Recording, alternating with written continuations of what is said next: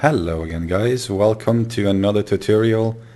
Today, as you can see behind me, we're going to talk about a technique that was recently shared on the forums, and I haven't really a official name for it yet, but let's call it an inlaid pattern technique. It's basically a technique that makes use of the organic curve extrusion, like the one that they showed on the previous Landmark live stream on February 26th, but it's kind of an inverted. You use a negative or an inversion of the organic curve extrusion technique. So let's take a look at that.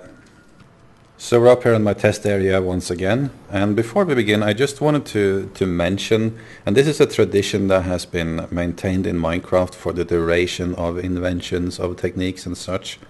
Credit where credit is due. I did not come up with this technique.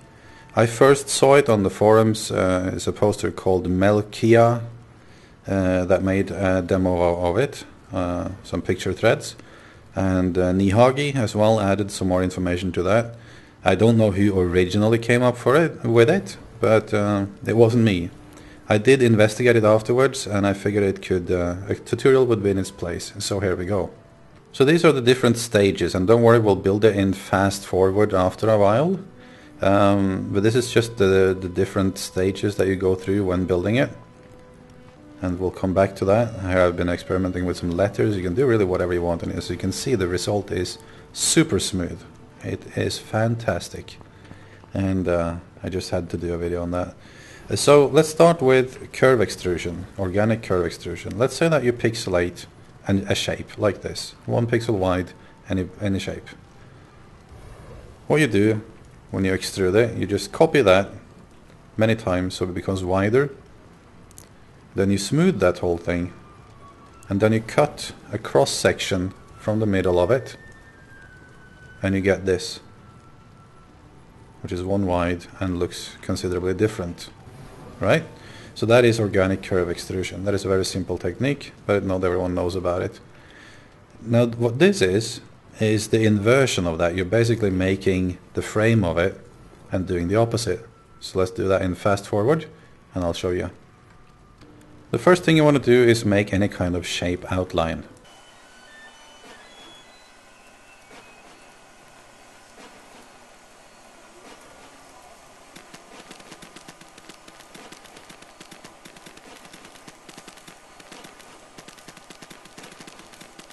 So any random shape, and make sure, this is important, you can't have, like, you cannot have this. There has to be a gap in between, alright? Everywhere.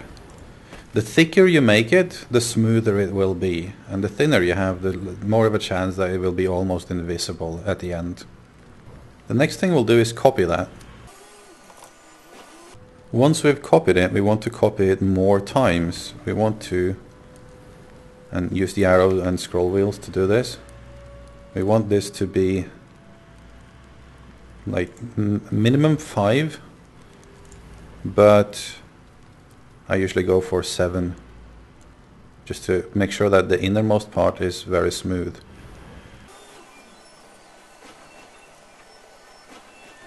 Once you have this, you select it and you smooth the shit out of it.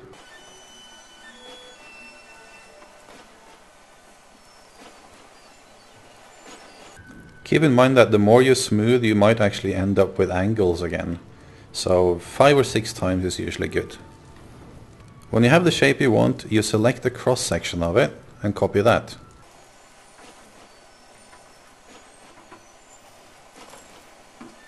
Now that we have the cross section, we're going to go back to the original and fill that in with the color we want.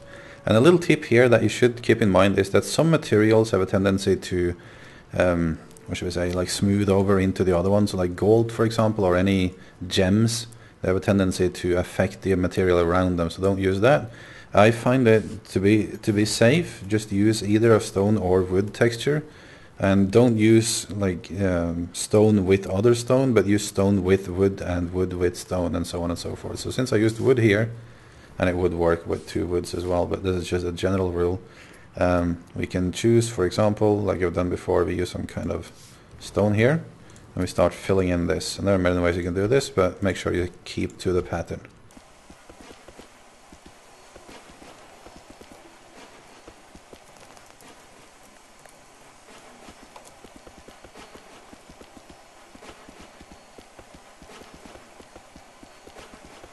Now that we have this, we are going to copy paste the smoothed version on top of the pixelated version. But just to make sure that you don't destroy your templates, just make another copy of it, place it next to here.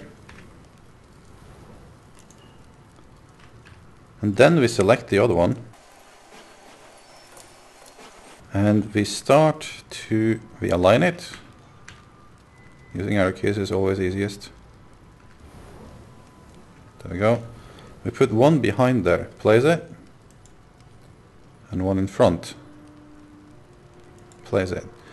What you have to understand about voxels is that they will always try, and this is the main mission in the life of a voxel. It will try to connect to another voxel.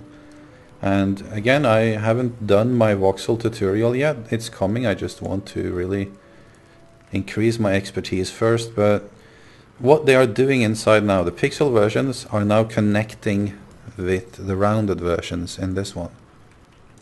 So again, we select the cross section, not a cross section, always the middle one, that's the smoothest one.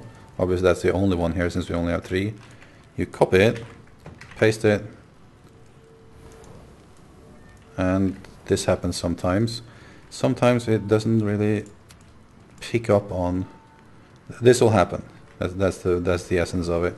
Sometimes when you copy things, it doesn't clear the cache basically, so you still have in your cache memory, you still have the previous shapes. Let's see if we got it here. That looks better.